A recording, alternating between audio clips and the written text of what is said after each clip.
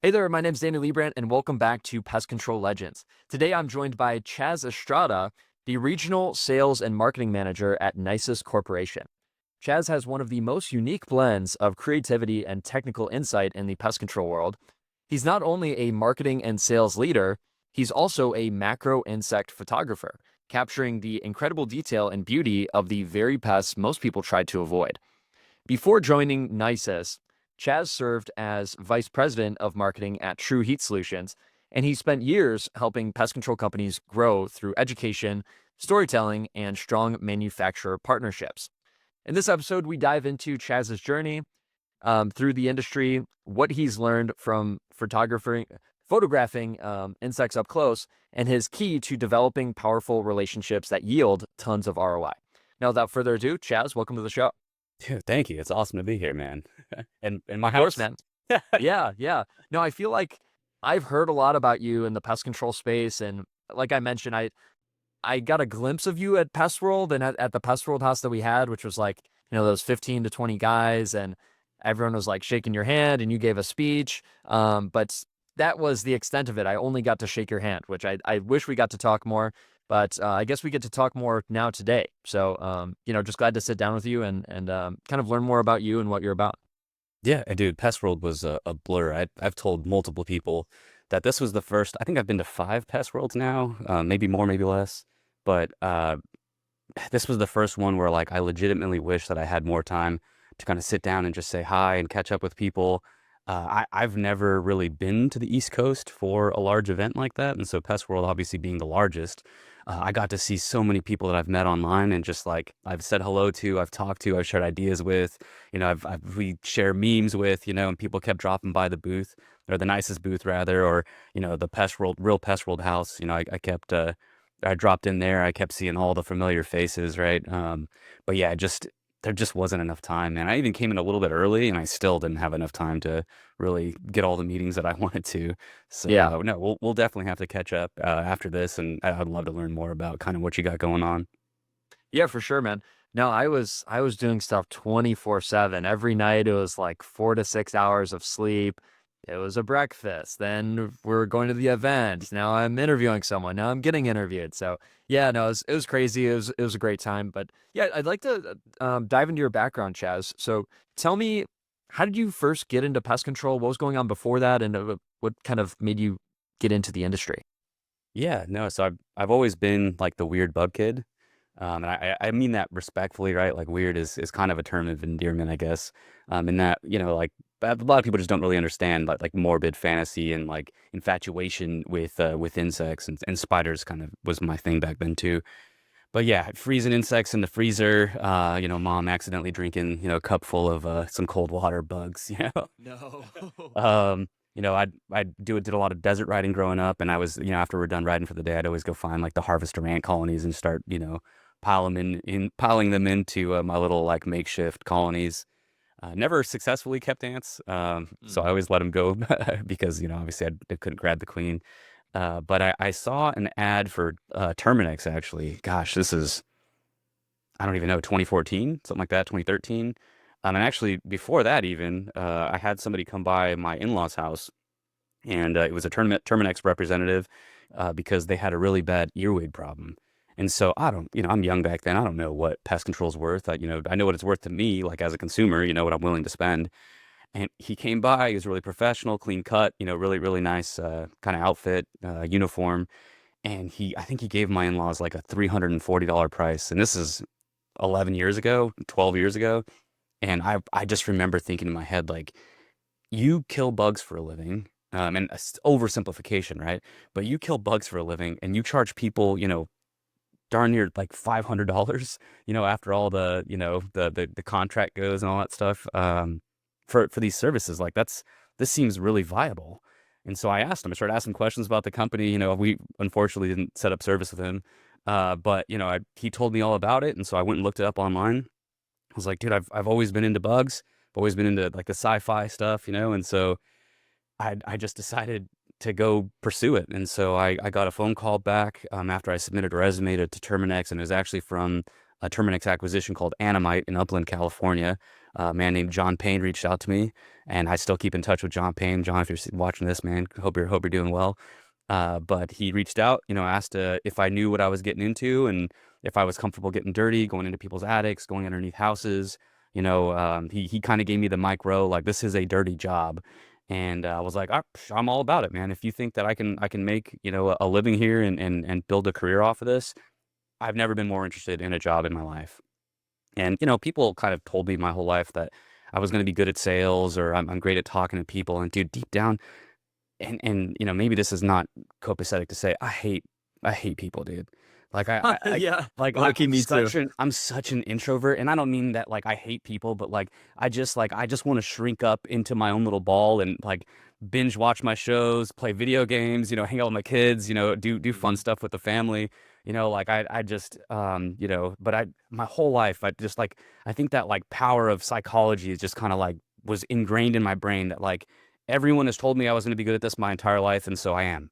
And so I tried it, and it's not as bad as a lot of people make it out to be. You really just have to not be afraid to tell people that you've diagnosed their issue and this is the solution, right? That's the way that I look at sales. I don't really sit people down at the dinner table and hard sell them. Even now as a manufacturer, I mean, anybody that's watching this that's ever been through a meeting with me knows like kind of like friends talking. Sometimes I don't have a solution for them, right? And so I just get to learn a little bit about them. But yeah, no, I worked for Animite for 2 years, and then officially Terminix 86, the brand. And I parted ways when that happened after, I don't know, like 6 months or so. I went and worked for another local company called Professional Pest Management, and I was a termite inspector. But as an like outside sales representative in California, you kind of sell like all the services, even though you're a termite inspector technically. But you kind of bring the buffet of like, hey, we can do your rodent exclusion, we can do your insulation. Oh, you've got birds, we can do the bird work, right? Pest control, I'll be honest, like I sold very little pest control the entire time that I've been in the industry. It was mostly like these ancillary one-time services that I got really good at teaching people, training folks, or just selling them directly myself. So after that, that professional pest management company started up a heat treatment company. It was called True Heat Solutions. And dude, that was a wild ride because there was already another company called Heat Solutions. But yeah, so we came in behind that and had to build a reputation off of solid work, honesty, integrity, and we did. And that company today is dude, they've got to be over 10 now. I mean, they're doing very well. The owner of that company's name is Paul Duncan. He's been pretty influential in my life. Obviously, I've worked for him a couple times, but he's been a great mentor, coach. He's been really receptive to things that have been going on in my life, whether it was family or moving or what have you. But I, and another gentleman named Corey Reynolds, kind of managed that business for a little while. After, about the first year, we brought Corey on to run our insulation division. And we got really good at being a subcontractor for the pest control industry. So it started as heat treatments, and we would do like 1, maybe 2 jobs a week. It was really a lot of door knocking back then, hitting the pavement. And that was, I think, where I got a lot of my cold calling experience and a lot of the no's, because, if now bed bugs are a little more common and it's a lot easier to deal with them. But around that time, it was when everyone was doing bed bug training and everyone was trying to figure out what's the easiest way to get rid of them.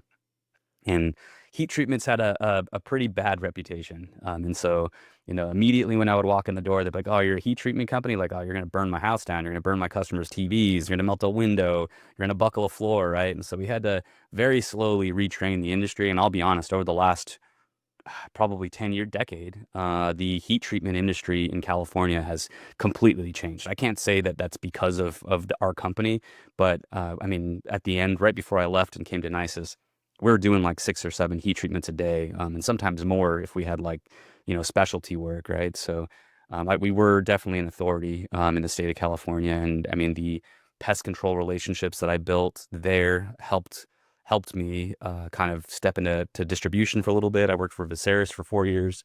And so I learned, a more diverse kind of skill set, I think, just because of how many different products and industries that you kind of serve as a distributor. That's not an easy job at all. And so, I mean, all my distribution rep brother and sisters that are still out there, man, mad respect. That, I mean, you are serving the industry. And, you know, some of the strongest relationships that I made in our industry were while I was in distribution, because you really get to see, you know, a real transparent and candid look into some of these operators' businesses. And I mean, all the good, all the bad, you know, and you get to help them through some of that stuff.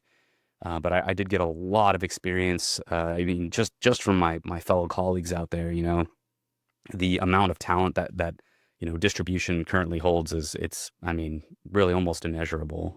So I stepped away from Viseris, and then I came to Nisus, and I've been here now for, gosh, almost a year and a half. And yeah, so I do try and help a little bit with the marketing, but my primary focus is developing the territory in Arizona and Utah, and, you know, spread the good word about Nisus, our products. And, you know, our company is kind of known for some of our technical training, because the products that we sell and create are usually some sort of ancillary, secondary, you know, one-time service, or they require a little bit more stewardship.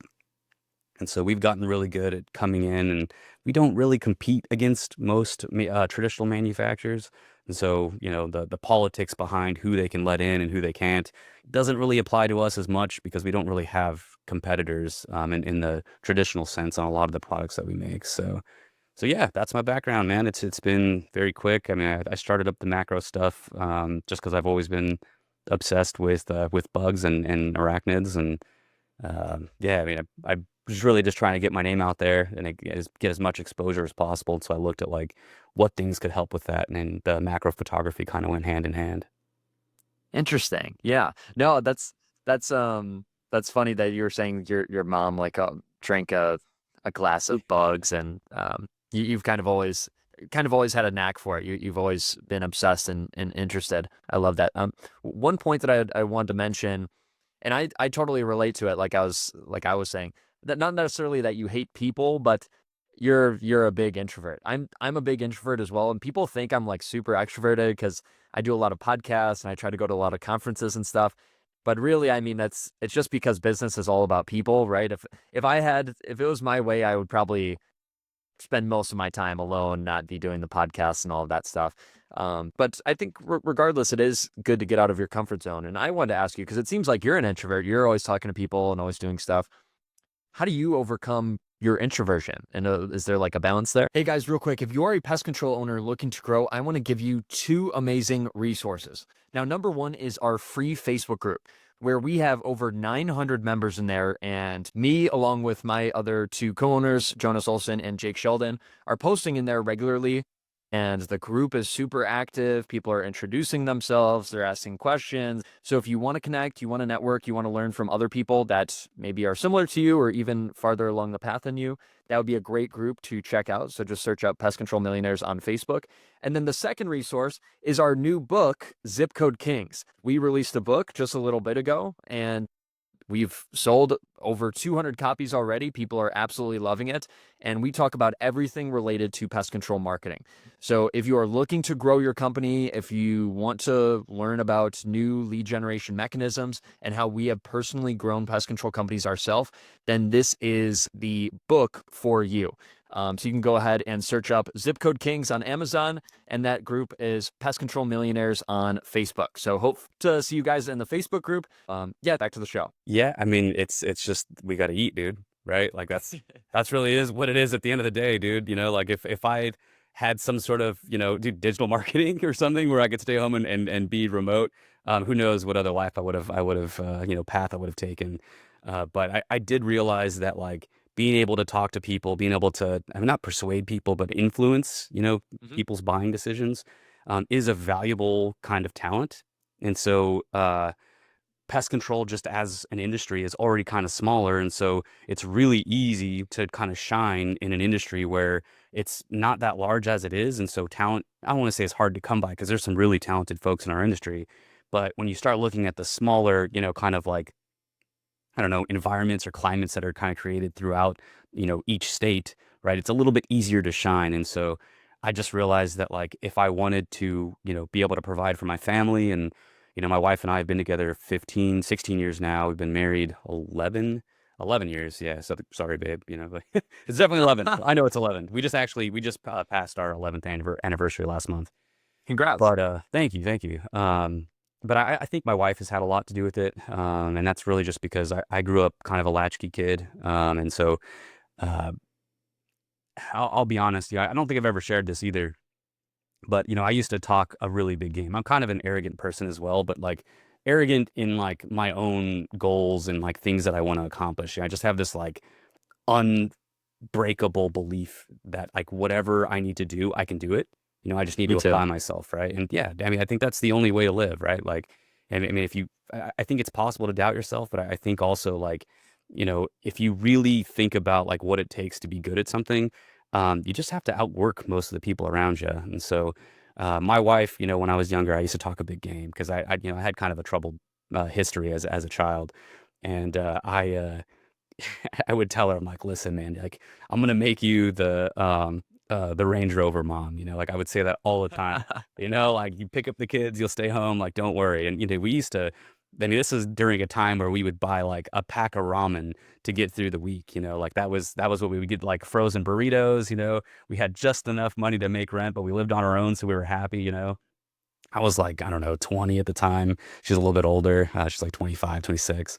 And, she just like, not that she doubted me, right? But she didn't believe fully, right? And rightfully so, because, I was, an hourly employee back then. And, again, we're living paycheck to paycheck. And I didn't really have any like real, I don't know, like opportunities that were ahead of me that were going to change our lives overnight. But I just, every day I would think about that, like of the fact that like, she's like, she thinks that there's this timeline where I don't succeed. And so I've used that, like, as fuel, honestly, for my entire life. And so, my wife is my biggest supporter by all means. But I remember seeing that doubt, and I've never forgotten it.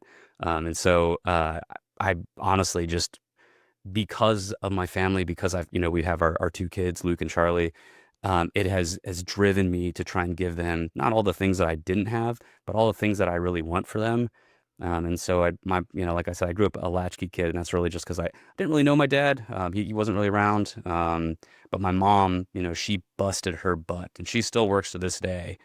I've kind of modeled my work ethic around what she's done and the things that she's accomplished, and the fact that she just never gave up. And dude, I never missed a Christmas. I never missed a meal. I lived in like some pretty decent neighborhoods. And that was because, I mean, she was willing to put in the work, kind of sacrifice the time to make sure that I had everything that I needed. And I don't know that I really appreciated that, back then. And so, as you get a little bit older, you kind of realize that, all the sacrifices that your parents made for you. And so I've kind of modeled myself around a lot of that, the motivation from wanting my family, to do well, to succeed, to give my kids that extra up, to give my wife, I think the life that she deserves, and, kind of make my mom proud, and, just let her, kind of see that, all the hard hours that she put in, weren't wasted. She didn't raise a loser. Like I've turned my life completely around. And I think I heard somebody say, gosh, what was the saying? It was something to the effect of, you know, um, you've already accomplished things that you said in your past would make you happy. Mm. That's all you needed. If you just hit this one milestone, that's all you needed to do. And I've done that. I've been dreaming my whole life, and so, to get over being an introvert, I think, I also heard somebody else say that embarrassment is an emotion that's like less kind of traveled. We try to avoid it. And so I purposely try to put myself into scenarios where I think I'm going to be embarrassed, or, I'm nervous, and or things that I don't want to do. And that's, Dr. Jamel Sandage, who's one of our, I mean, he is our technical advisor for the United States. He's the head of that department. He's a brilliant guy. And I've heard him, say it all the time. If you don't feel like you're failing, if you don't feel like you've made mistakes, then you're not truly growing. And so, being an introvert has been my biggest hurdle my entire life. And if you actually know me, you know that like I'm not like really into like physical touch. Like, don't, hey man, like great to see you, fist bump. Like that's, like, I just, those are things that I try to get around. But yeah, being an introvert, that best advice I can give for that is just like, you just got to rip off the Band-Aid, man, and just go expose yourself. you're going to fail. And I think failing is perfectly fine. And I don't think you grow unless you fail, just like Dr. J said. But, and it's just something that I've kind of ingrained into my brain. It's that like success, beyond, all consequence, honestly, just I'm going up, and that's the only direction. That's my only choice. So that's kind of been my mantra, I guess. Love that. Yeah, kind of giving yourself no way out. Like you just have to commit to whatever you're doing and just do it regardless, even if you're going to be nervous, if you're scared, if it's going to go bad. You just got to get yourself out there, do more stuff, kind of put yourself in vulnerable positions. Cool. And I wanted to ask you around that because you mentioned you had a troubled childhood and also you had a period where you were barely making any money and you could barely even afford ramen. What flipped the switch for you? Was there like a certain aha moment or a certain job or certain person that changed things for you? That's a good question. I really truly believe that it was. I mean, my wife's support, dude, is really what it was. Is that I decided. I mean, because you kind of get past wanting to. How do I put this? I want to be careful with how I word this. There comes a point in your life where you kind of look around and you go like, man, this is it? Is this what am I happy with this? Is this me working at my full potential? Is this the best that I can do? Is this the best that I can give my family?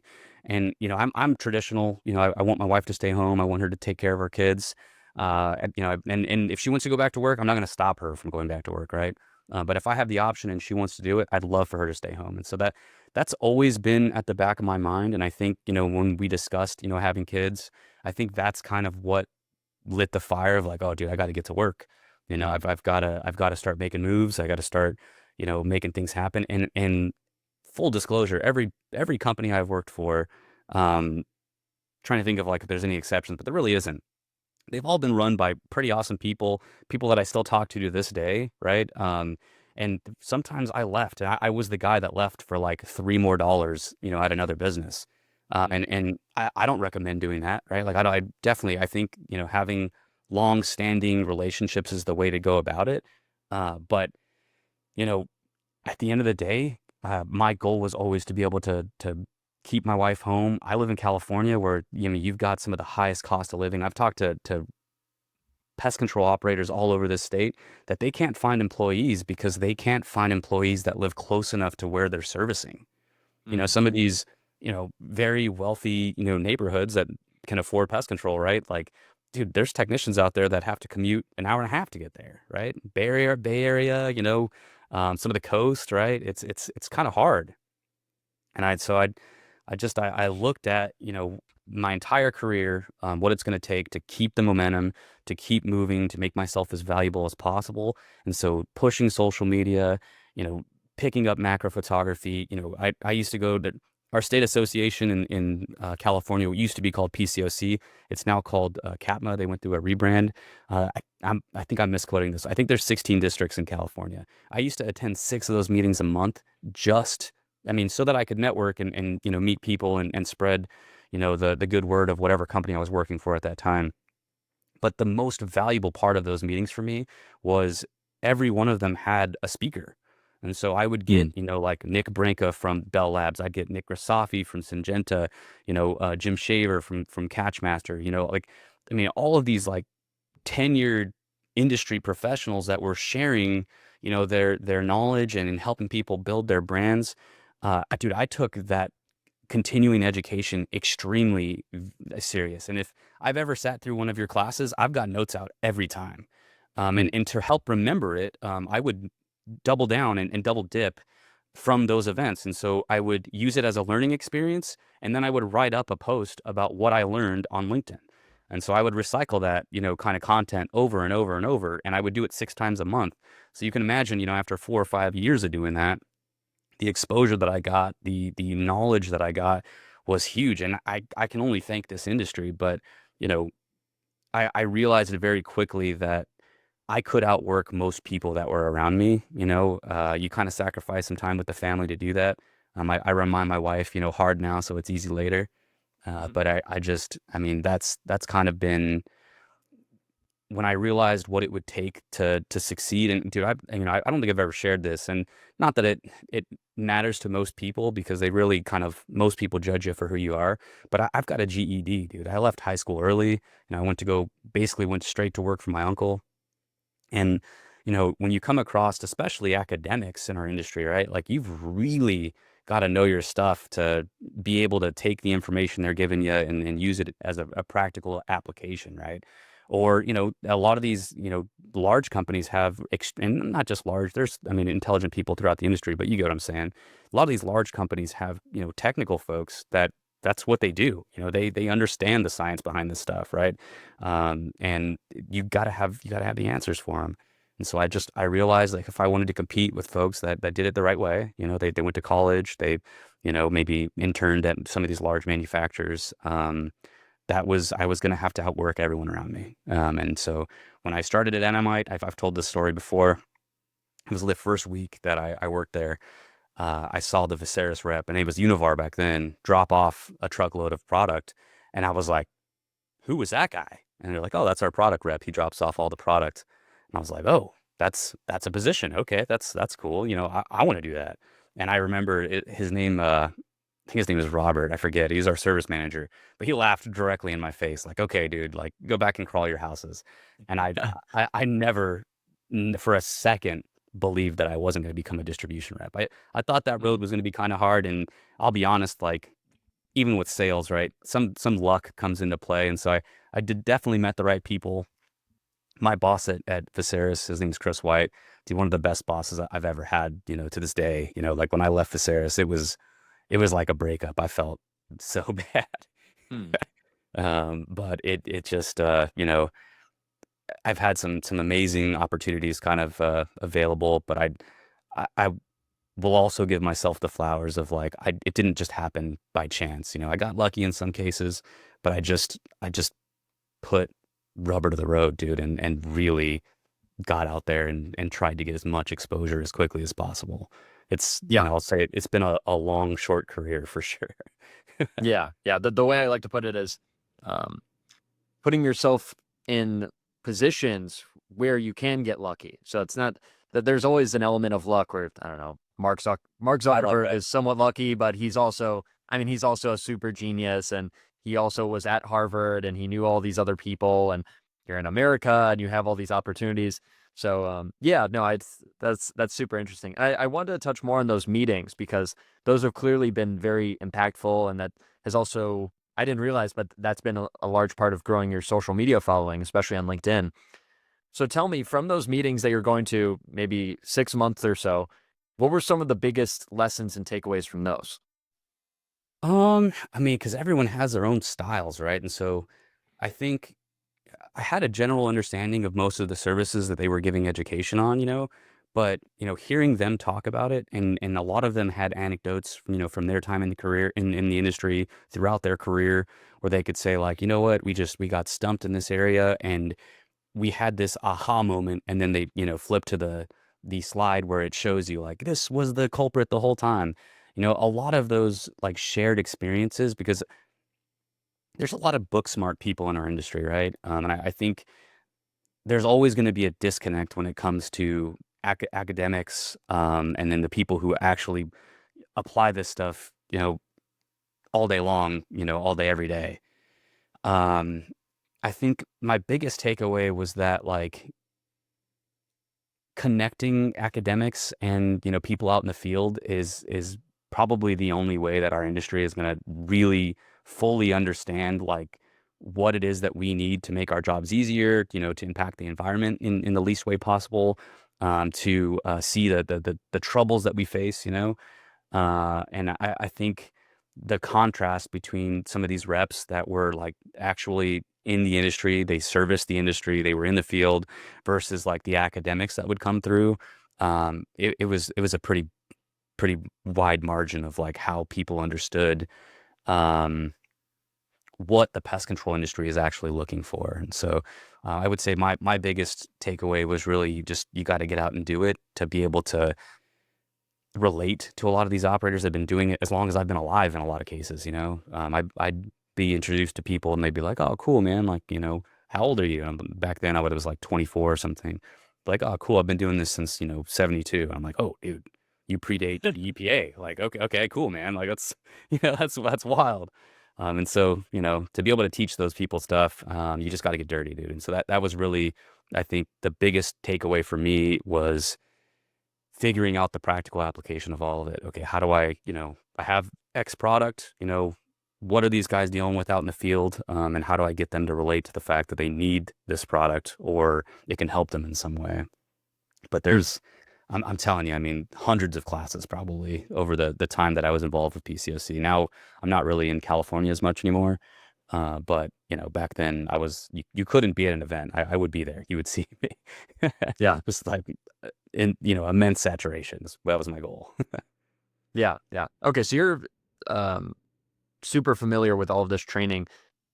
With the pest control companies or techs or whoever going through the training, is there anything they always miss, or is there a product that they should get or that they don't get? Like any common mistakes around this?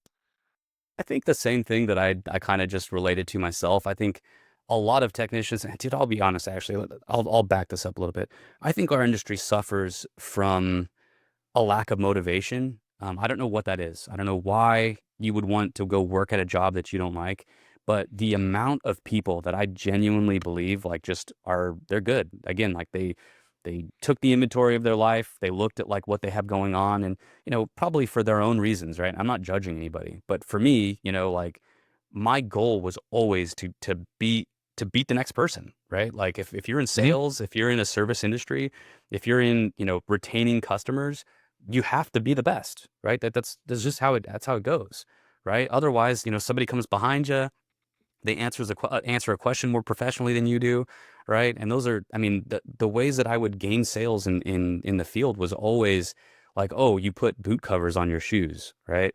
Before you came into my house. Oh, you put a drop cloth down before you set up your ladder. Like, oh, it seemed like you really understood these services a little bit better than the previous company that was here. I would get people, fumigation is a big thing in the state of California where they tent the house and they, kind of try and eliminate bed bugs, rodents, roaches, termites. Uh, you know, the first thing people would say when I'd walk in the door is, hey, just so you know, we're not fumigating. I've sold like 2 localized treatments in my entire life. I remember both of them. I would tell people, no worries. Hey, I'll take a look. I'm going to take a look around the house, and I'll give you your options. No worries at all. No pressure. I've fumigated every one of those houses. That was the first thing that they said. And so being able to overcome those objections were only possible because I got obsessed with the industry. I figured out, why people didn't want to fumigate, what their biggest objections were to it. And then I used the knowledge from, Douglas, who is the manufacturer of Vicane. They would come out and give classes and I would have notes, bro. I don't see technicians really taking notes. I don't see technicians pursuing knowledge, kind of in the way that they used to, or not they used to, but that they need to. And that's not to say that like, every time I go out and train somebody, like I can definitely teach them something. There's times where people will ask a question where I'm like, nobody's asked me that before. And I've never had that question. I don't know. And so I learned, something in those cases as well.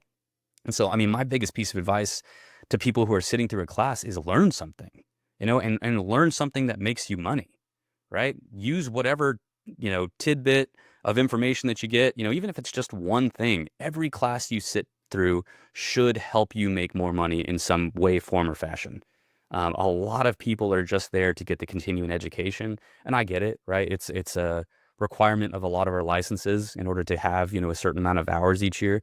But stop inviting people to your office. Stop going to events that don't have speakers that you don't want to listen to, right? Seek out people that want to help you get better. Seek out people that want to help your business, and listen to them. And if I can tell you right now, all of your distributors know who those people are. They can get you those contacts. Hey, you should have this guy come out and talk. He would be, valuable to you depending on what service, and your distributor knows what services you guys are currently in, what markets, you would help you the best. But yeah, just learn something. That's my biggest thing. I going when I first started in this industry, like my biggest adage was big dogs gotta eat, man. Like I would say that every day. Like big dog gotta eat, like, hey Yeah. man, it is what it is. And I feel like our industry has lost that fire a little bit. And I don't know if it's a company culture thing, if it's an industry culture thing, if it's a new generation. I don't know who to blame, right?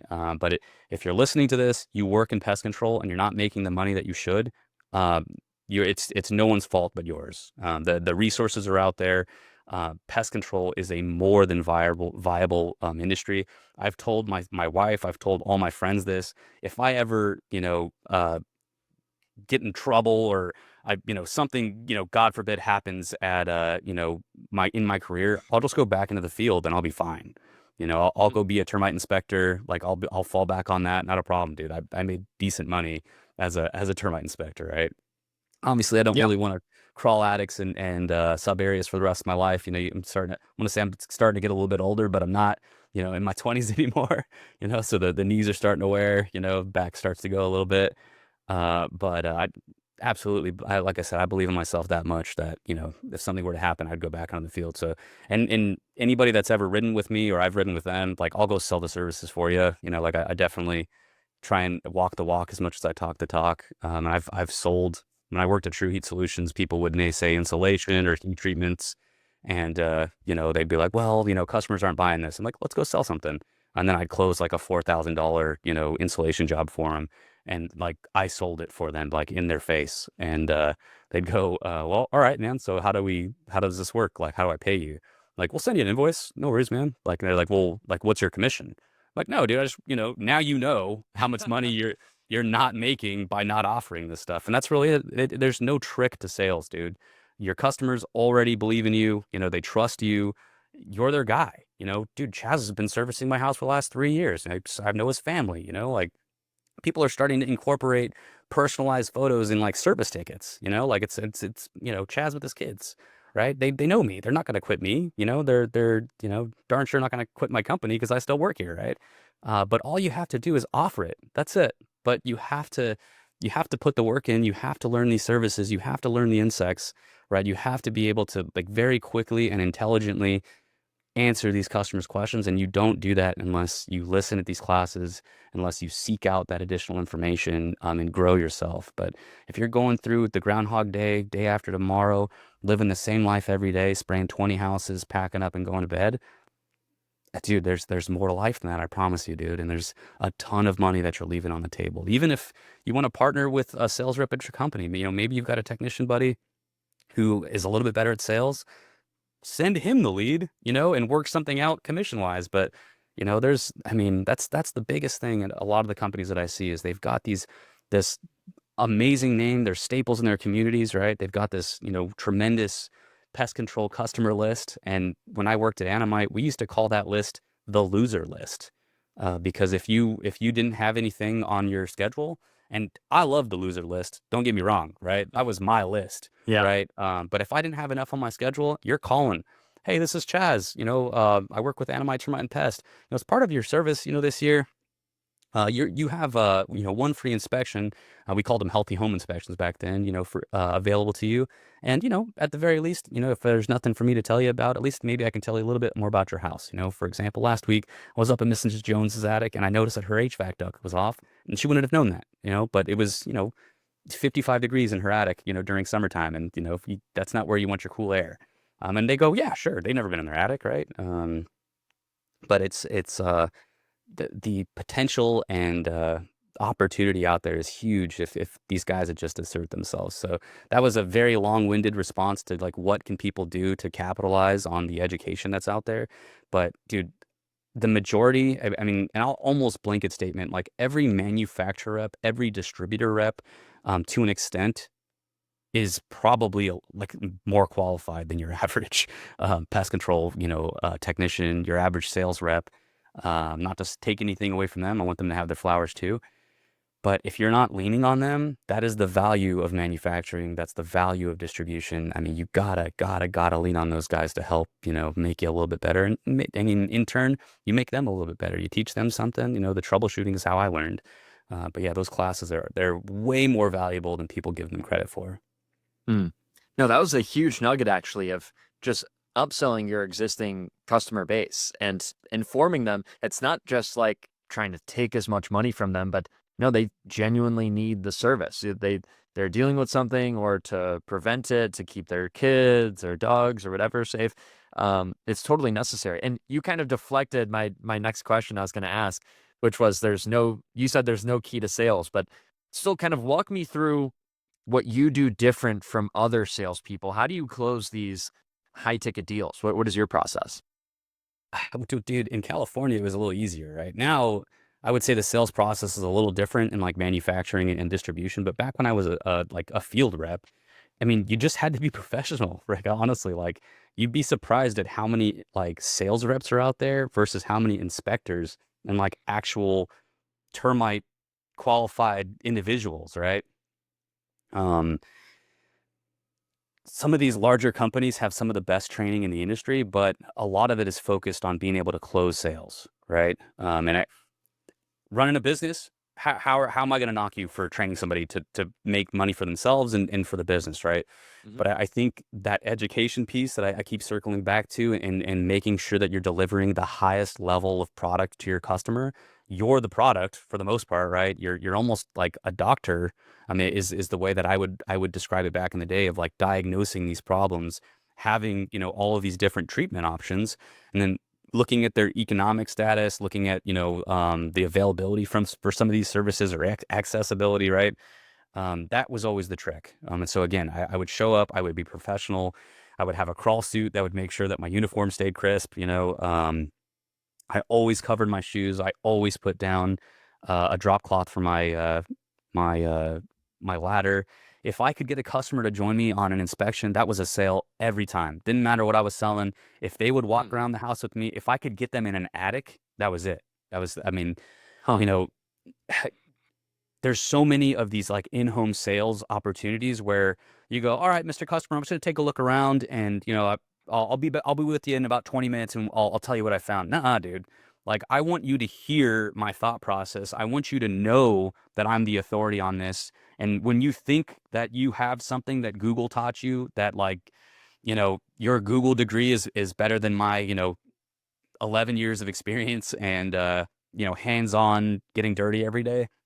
No, I want you to take that objection away from yourself of you thinking that you can do my job, right? Because if you could do my job, I Hmm. wouldn't be here, right? And again, the arrogance is there, but I mean that respectfully, right? Like for the same reason that I wouldn't pretend to know somebody else's job that I've never studied for that. Like I don't know, I would never do that. I'm paying you because you're the professional, right? And if I get like a weird vibe from you, I might call for a second opinion. But like that was my goal, is to prevent those second opinions, prevent, being the fourth guy out, or, hey, I got three more guys coming. I would call and make and cancel those appointments myself sometimes. I'd be like, hey, you know what? Hmm. Do you really want to do this two more times? Like, I feel like we've had a pretty good connection here. Like, I think, we've got the ability to get this done Thursday if you're available. Like, you know what? Yeah, I was like, dude, I'll call and cancel those for you myself. Yeah, that way I'll even save Hmm. you the calls. And I've made those calls to other, termite professionals, and they're like, hey, you know what? This is Joan's son, and she's no longer interested. We moved with another company. We moved ahead with another company. But no, I think, again, like I think people just overthink it. I think people think that there's this like, you got to go in there and you got to be this, TikTok influencer sales rep that's, Andy Elliott, Yeah. well, what do you do? Your family, that Jonas just joked about that, right? Would you sell 40 cars if your family was stuck on a railroad track? Like, yeah, of course, right? Like, of course. But people put too much pressure on themselves, and I think the willingness to put yourself out there, and again, just like you're gonna be embarrassed. And I've made a fool of myself all the time, dude. There's times where I'm like, wow, I bombed that, like, brutal. But you just move on, like, and Hmm. the truth be told, like I said, a lot of people in that room don't care. Like they're there for their CEU. If I impact one person in that room, mission accomplished. Cool. Message received. That person's gonna remember me when they go start their business in 4 years, right? That's my real goal, is to try and help, the one person, the 1% in our industry that are they will be somebody, they're out there. But as far as sales go, dude, there's no trick to it. Know your product, know your service, know, what the customer is dealing with, know your competitors. I mean, really, that's the big one. Know the alternative, products, things that could be sold against you. That way you already have kind of armed yourself with the solutions to some of those objections. But it's even in sales, man, you start to Groundhog Day a little bit as well, where you're having the same conversation. Just in life, you kind of meet the same people over and over. They fall into these different subset categories of personalities, and some people are aggressive. Certain people are going to ask for a discount, and so you start to kind of manipulate that stuff before you even like pitch. And I truly believe communication is something that is uncomfortable sometimes. But like being able to strike up a conversation with the person that's already invited you to their house, right? And get them involved in the inspection, get them to come around and see what you're doing. And if they're busy or something, they'll let you know. But dude, if somebody was in my house, trying to give me a professional quote, I want to be next to him. Maybe this guy can teach me something. How do I avoid this in the future? Like what caused this? Like I'd like to see what you're looking at too, so I know what to look for in the future. And so, yeah, just I think that the trick to sales is there is no trick. You just got to go do it. And I think the fact that it's called sales and not like just having a conversation and leveraging your knowledge is the reason why people avoid it. Because they're like, I'm not a sales guy. Well, what do you mean you're not a sales guy? Like you don't have the ability to talk to people? Like that's crazy. Like you've been doing pest control for, 42 years and you've never taken an interest in like trying to help more people. That's the way I look at it, right? And nobody is going to service your customer better than me, right? Or my customer better than me, rather, right? I'm the guy. That's so. If I've got these other services that I think they can benefit from, I'm going to tell them about it. They might say no, but no now means maybe there's like you get those random go aheads on a Tuesday in 6 months, and they're like, hey, Chaz, is that price still good? I think we're ready to move forward with that insulation quote you gave us. And you do it long enough, your pipeline's full, and you get these like ancillary checks of like, dude, it compounds, and it just your life gets easier, man. You gotta have conversations with people. Again, I'm an introvert. People say like, Chaz, I don't believe that. But again, if you know me, you know that I'm like shrinking away. Like I will sit in a room full of people and not talk to anybody. And that is a Hmm. major flaw of my own in sales, in relationships. But I just, that first icebreaker, like, hey, my name's Chaz, where are you from? You know, it takes all of that away. And then, all of the regret from future Chaz where I'm like, man, why didn't I say something? It all goes away. And past Chaz thinks, or future Chaz thinks past Chaz and goes like, I'm glad you said something, dude. And that way I don't have to think about this, moment for the rest of my life or the next week when I'm like, God, why didn't I say something? And so, yeah, Hmm. no trick to sales, dude. Just talk to people. Got it. So, and I want to agree with you kind of on one of those later points, which was, yeah, sales definitely has a bad name, but the way I think about it is just getting anyone to do anything. So, I mean, you like sell your wife on going to dinner or like whatever. It could literally be any kind of influence or persuasion. So it definitely has a bad name. And then also, I just wanted to kind of amplify the point you made earlier, which was that it's not so much about selling like an Andy Elliott of like trying to close, but it's more so just about being an incredible expert, really knowing your stuff, and then being able to communicate that clearly. Is that right?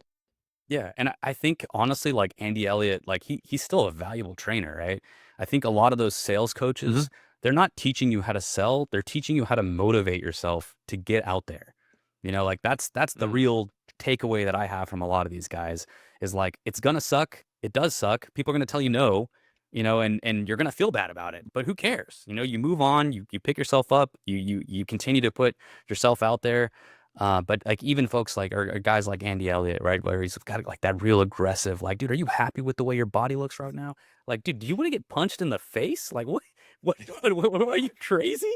Yeah. Like that's and maybe he's that guy. I don't know. I mean, I don't know that I would say that to him, so I don't want to get too big for my britches here. But like for me, I understand the message he's trying to deliver is like, look, get off your butt, right? That's really it, and that's the Mm. only thing that I really just I see time and time again in our industry is these guys that are just complacent, and you really shouldn't be because there's so much money to be made in our industry from customers who already trust us, man. And that's, Mm. I don't know, that's my big takeaway on a lot of that stuff. Yeah, love that. No, and I think that's a huge takeaway for most people listening to this because I don't know. I'd guess people listening to this might have like a few hundred customers, but they're likely not making the most of them. Or really, the better way to put that is helping them as much as they can with their problems. So, love that. And then another topic I wanted to cover here is relationships and networking and partnerships. It seems like you're like a master networker. Like everyone knows you. You're also great at posting on LinkedIn and developing these relationships. Do you like what is your strategy regarding networking, either for personal benefit or growing the companies you're at? What are you doing to network with people and what has worked well for you? That's what's so funny, dude. So my goal in our industry is honestly that like one day my kids can look at all this content. They can look at everything I posted. God, at my funeral one day, right? People say nice things about me, right? And Hmm. I see just the legendary figureheads, in our industry, on my team, on and other manufacturers' teams and distribution, at the PMP level, right? All these big industry names that they've just built that like persona, and they're the authority, and kind of just generally liked, and Hmm. I've I'm not going anywhere, dude. Like this is what I'm going to do for the rest of my life. Nisus, I think, is the company I've chosen to do that with. I believe truly that I will retire from Nisus one day. I don't know what that is going to look like, but I mean, I really, really want to leave behind a legacy of like Chaz was solid. And so I'd say it all the time, to myself, to other people, be solid, stay solid, and the rest will work itself out. And so, you know, I don't know what the next, what's ahead of me, but you know, making sure that, like I said, you're honest in a lot of your interactions with people. I think that goes a long way. The ability to be like being reachable. If you call me and I don't get to the phone right then, at least I've sent you a message that says like, "Hey, currently in a meeting. I'll get right back to you." Or, "Hey, I'm right on the other line. I'll get right back to you." That has been that was the number one piece of advice that I got going into distribution. Kind of for the first time, is Chaz, answer your phone, return Mm. calls, because there are so many people again like that they just don't. They won't answer their phone. They don't return calls. And so it's really that simple, right? Like that's it, Chaz. Like, obviously there's more to it, but making sure that if you don't have the right solution, again, with that, like staying on that like integrity level, and being honest, you just tell people like, "Look, dude, I don't have any experience with that, but I know a guy, right? I can hook you up with that person, or I can ask my technical team." You don't always have to have the answer, right? And I think people respect that quite a bit, especially, being newer to the industry. And I say I'm newer just because I've only been in the industry about 11 years now. And again, there's people that have been doing it for my entire lifetime, and so, Me too. yeah, yeah, yeah. That there's a lot of people out there that are really qualified, and if they're calling on you with a question, it's probably a real question, right? Like something stumping an operator that's been in the industry that long. For the most part, it's a pretty major issue. Sometimes they just didn't read the label, right? And sometimes it's a really easy answer. But there's times where I'm like, ooh, I don't know. I would love to go see that in person, and we can troubleshoot it together. And sometimes they need an answer right then, and then I go, yeah, then I just don't know. But I think being honest, making sure that your reputation kind of stays intact, putting yourself out there, again, like with macro, with any event that I've ever gone to, I've said this before, but I try and take photos, and that's the real goal. There is just I get to connect with everybody, like, and people, even though they don't want to admit it, right? Because I say that I hate seeing, photos of myself, or I hate being in photos. But when you look back at like what you've done in the industry, and you look back at like what memories you have, dude, I'll be honest, I've got more of other people's memories than I have of my own, Mm. because of how I've kind of operated as a professional in our industry. Like I've gotten really good at telling other people's stories, right? But like I don't really have a lot of my own content, and so I've tried to make a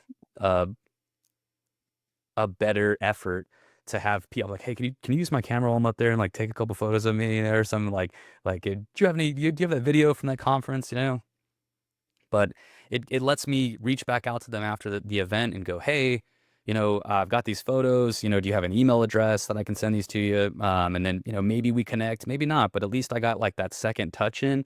And then the next time I see them, maybe our relationship advances just that little bit further of like, oh, dude, you're the camera guy. Like, how's it going, man? Or same thing with, the macro photography. People are like, dude, Chaz, I love your macro, man. The photos you take are insane. And to me, like when you really look at like how easy it is to get into macro photography, it isn't that impressive, right? The end product looks great, right? But it's a lot easier than a lot of people think, but it's given me that like extra just notch of recognizability. I don't know if that's a word, but it's a lot easier for people to be like, yo, like the snap, like, oh, you're the guy, you're the bug guy. Okay, cool, man. Yeah, I've seen you around. And so it helps people relate, but it really is such a small industry that even the smallest things that you do on social media have big impact because nobody's doing it, and then Mm. I say that like, hey, I don't want to saturate it, so I have to work harder, right? Like, like the fact that you guys are not willing to put yourself out there, not you personally, but just, people in our industry, makes my job easier because I can kind of continue at the same level of effort that I have now and not have to work any harder, to get my name out there, to get information about our products out there, to get, again, like you said, some of these relationships built. But yeah, it's I just try and outwork everybody, dude. And so, I mean, and you work harder, it makes me work harder. Obviously good things come from that, because, I don't know, I guess bad things come from it too, because I don't get to see my family. Yeah. But yeah, just when it comes to networking, dude, you just got to put yourself out there and you just have to be solid. That's really it. I mean, I can't say that anymore. I look at a lot, and I have, I look at a lot of the relationships that I have in our industry, and they're legitimately some of my best friends in my personal life. They've been to my kids' birthdays, and these are guys that trust me. I trust them. And that's more the relationship that I'm trying to build is a friendship. Because I think in a friendship, it's a lot easier to be honest. It's a lot easier to have hard conversations of like, look, man, what you're asking for just isn't possible.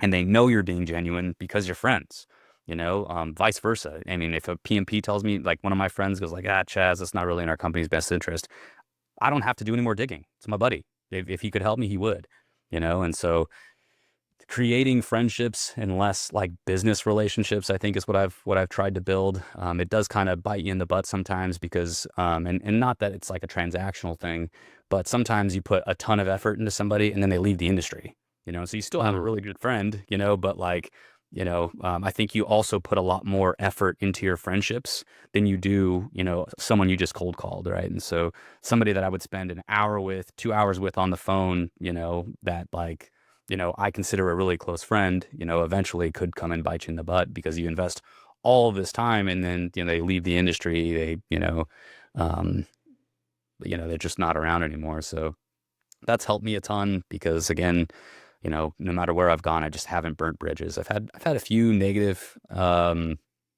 interactions with people kind of throughout my career, but I can honestly count those on a single hand. And in most of those cases, in all those cases, I think it could have been talked through. Like I think, people just overreact, right? So, yeah, just be solid. Yeah. No, I like the way you frame it, that relationships are essentially an investment. And I think that's also kind of the introvert way to think of it, because extroverts just want to talk to people for any reason. I would just want to talk all day long. But it seems like yours is at least more tactical and like, well, there is a reason to building relationships, which obviously for the business sense, but also, I mean, genuinely just for being friends with people. And like you said, these people will come to your wedding, and there might be eventual partnerships or just staying in touch, bouncing ideas, learning from these people. So yeah, no, that was some good takeaways there. And then also kind of related to that, I wanted to jump back to PestWorld. So PestWorld was when was it? I don't know, 2-3 weeks ago. Tell me, what were some of your biggest takeaways from PestWorld? What was your experience? And just tell me all about it. I mean, PestWorld as a manufacturer is a little different, right? Because in between the trade shows, like we're getting pulled into meetings, right? We've got our own, team dinners and stuff that we're attending. We still need to make sure that we have time to service customers and attend the like after hours events. I can tell you, if you're a vendor in the industry and you're, really looking to maximize your time at Pest World, and even if you don't drink, right? Like I don't want to make it seem like you have to be an alcoholic to entertain people after hours. Um, you have to get down to to whatever hotel lobby bar you're staying at. That is Mm. where the majority of relationship building happens. And that seems, I don't know if that's like uncopacetic, not copacetic, but like people hanging out and networking and being the most candid, and you being able to see like a real transparent view into who they are. And the guards kind of come down. You're not really in Mm. sales mode anymore. Mhm. All of the relationship building happens at those events. The mixers and stuff that people put on, still people are like, this is a sales thing, or like, Yeah. this is, I'm here for the industry. But when you go down to the pool, the lobby bar, even just people at like the Starbucks that's down there, if you can sit down and get conversation with them, then those are the actual interactions that I think justify paying the tens of thousands of dollars to exhibit or be at these events. But yeah, I mean, for me, again, as a manufacturer, that whole week just blew by. And if you saw me the last couple of days of Pest World, like I was tired. Like Mm. a few people were like, Chaz, what's wrong, man? I'm like, dude, I've been here since Friday. Like it's not you, it's me. I just, Mhm. I miss my family. It's been a long trip. And even before then, I was on like 7 days of travel before that. So I was home for like a single day, and then I flew out to Orlando right after that. So, it just, I think as a manufacturer, as a distributor, I don't think that, I don't want to say we get enough credit for like the time that we sacrifice to really, put back into the industry. But because obviously we're selling products and, we're trying to establish brands, but there's a lot more to Pest World that the average PMP just will never see. And that, my wife thinks that like I basically party for a living.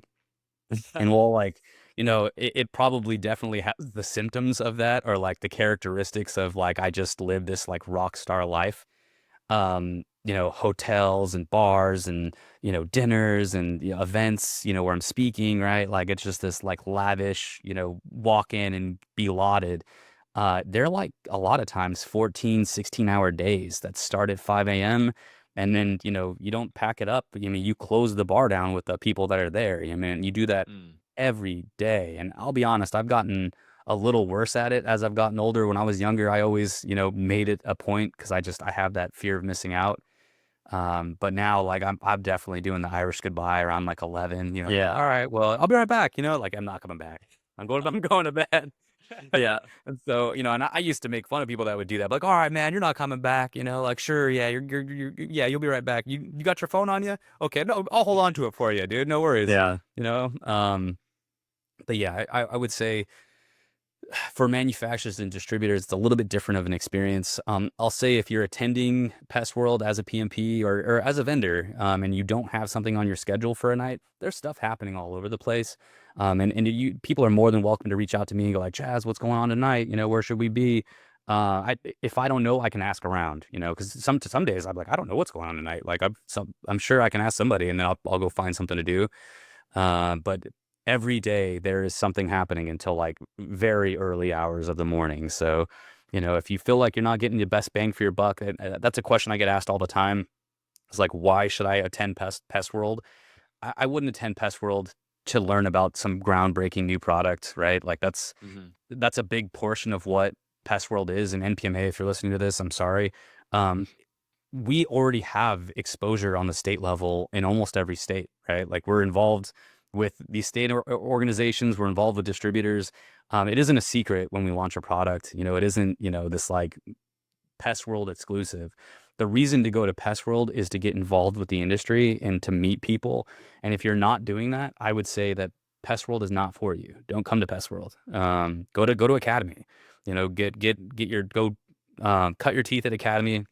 The same people that go to Academy go to Pest World, and now the next time you go to Pest World, you'll have those friends and you'll start building those memories. But there's a lot less networking opportunities at a place like PestWorld, because people get like real cliquey and, they hang out with their friends and, not to say that's a bad thing. Like you should definitely, link up with each other.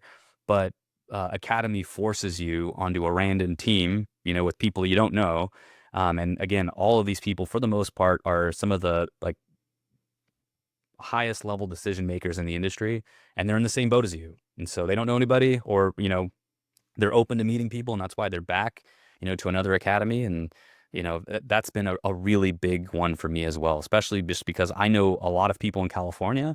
I'm starting to meet a lot more people in Arizona and Utah. But on the national level, I would have no exposure unless I went to Academy or Pest World. I wouldn't know these folks. Mm, And a lot of okay. people are in like the pest cemeteries and whatnot, but even then, like I said, you don't really get the face time that you need. And so Pest World kind of accomplished that for me.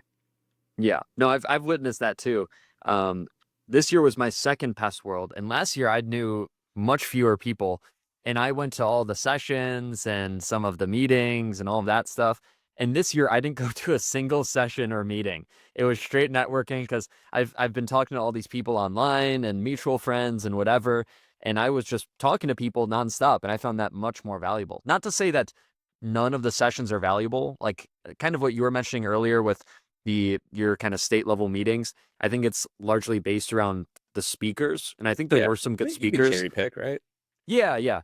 But for the most part, like you said, it's actually about the networking, about the meeting people, and it makes it much easier when you're already posting online and people kind of already recognize you or you kind of already recognize them, and kind of breaks the ice a little bit there. So cool, awesome. And also I think that was a really good nugget of hanging out in the kind of the hotel lobby or the bars or the mixers, just getting around those late night events where kind of the drinks are flowing, conversations going. I think that's a really good nugget for people that it seems kind of obvious in retrospect, but I feel like some people that might be introverted like us just kind of go to their hotel room and do some work and then go to bed. Yeah. Yeah. I mean, these guys are running businesses, so I understand it. But if you're going to Pest World, for, one speaker or for, some new service you're trying to break into and get more knowledge, sweet, do that, laser focus on those things. Make sure that you add that, to your knowledge banks. But if you're not leaving Pest World with some new contacts, with some new friends, with some Mm. new acquaintances, you didn't do Pest World right. And again, the arrogance, I think, I hope that doesn't come off the wrong way, but I just, there's so much opportunity at these large scale events. I mean, specifically Pest World being the largest, that you really, really should have some contacts out of it. And I say that just because I've had more recently, again, like the tenured pest control professional that goes like, what, I've been in the industry 20 years. I look around, a lot of my friends have sold their businesses, they've retired, right? Like, I, I don't want to say like I don't have anyone left, but I Mm. haven't really done the networking, and having someone that you can have push you, answer questions quickly, who can answer a question, from like a point of experience of like, dude, we were just there, like, we were your size 3 years ago and we just had that growing pain. This is the answer, right? Those are the relationships that you should be able to pull out of those big events. Yeah, definitely. And as we start to wrap up here, Chaz, one of the last questions I've got for you is around AI. I did not just anything around AI. I think you actually gave a speech on AI fairly recently. Is that right? Maybe dude, I don't think so, but it might be confusing Okay, me with okay. somebody else. Yeah, Not no, like that might have social been media. someone else. But I did a regardless, social media one. yeah, yeah. Regardless, I want to hear your thoughts on, I mean, more generally where the pest control industry is going, but also how AI impacts it. Because I get this question all the time. I'm sure people ask you too. I mean, what is the future of pest control and how does AI play into that? Yeah, well, I do. I use AI every day. I've made posts before when like ChatGPT first kind of came out. I was still kind of experimenting with it and kind of realizing what it did and how it could best help me.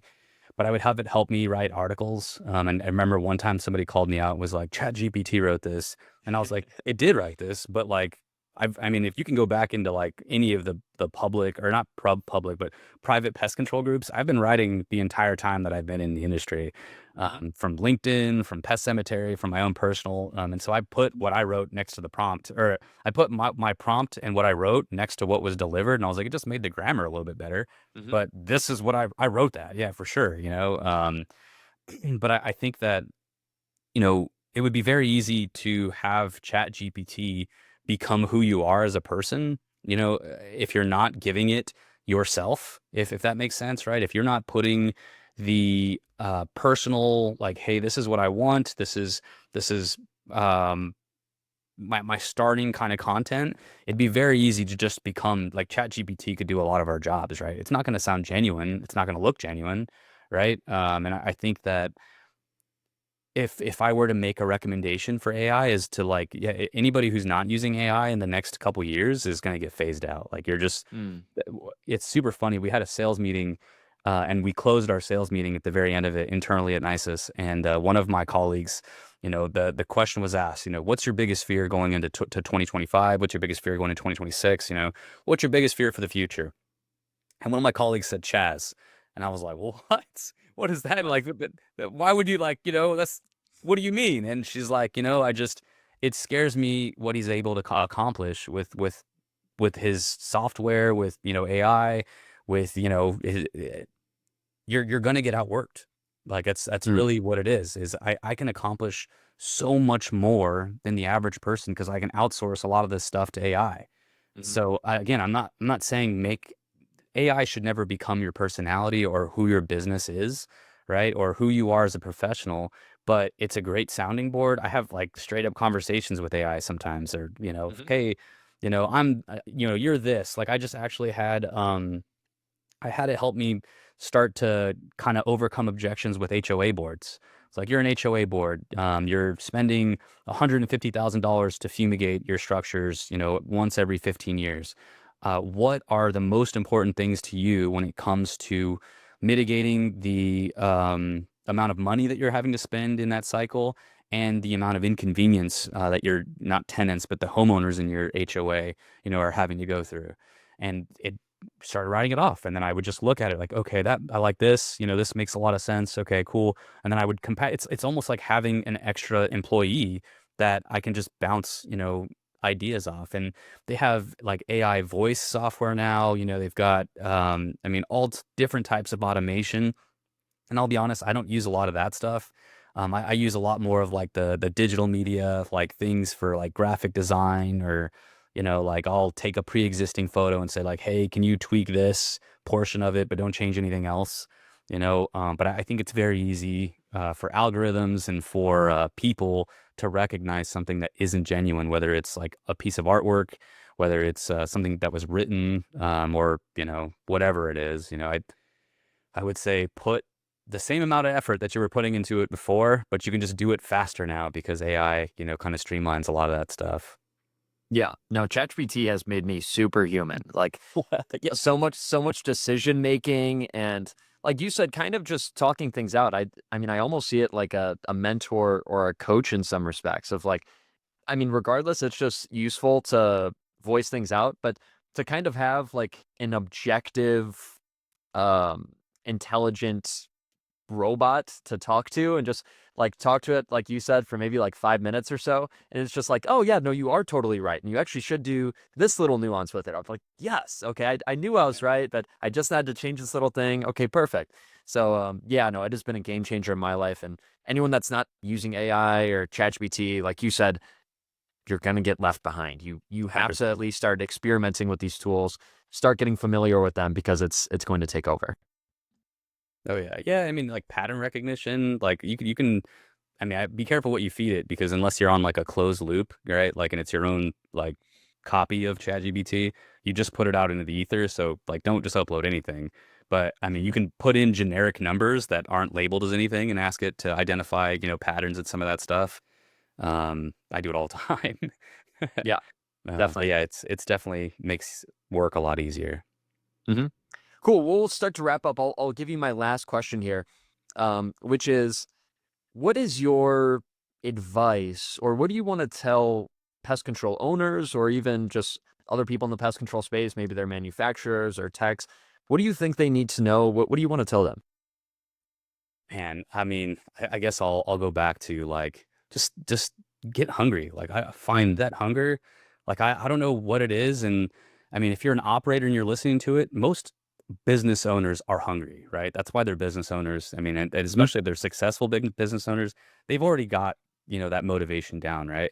But if you're not and you feel like you're stuck or you feel like you're doing the same thing, again, I'm going to repeat myself, get after it. Mm. Go find somebody who's doing what you want to do, right? If you're really interested in wildlife and you're only spraying houses or you're only doing roach cleanouts, go find somebody that does wildlife, right? Like chase your passion.